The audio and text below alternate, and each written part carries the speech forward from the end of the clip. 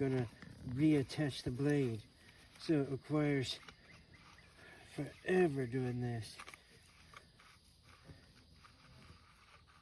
So I gotta take this off.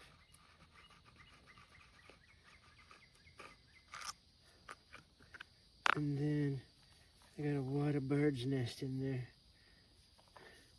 No adjuster. It could be in a screw right here.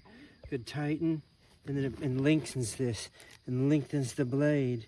There could be an adjuster. And some of the other models, the 4-inch one, it has an adjuster right there.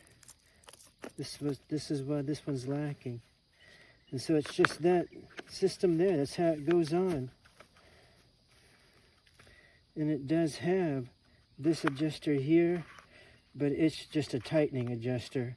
It's not a length adjuster. And it doesn't help hardly any.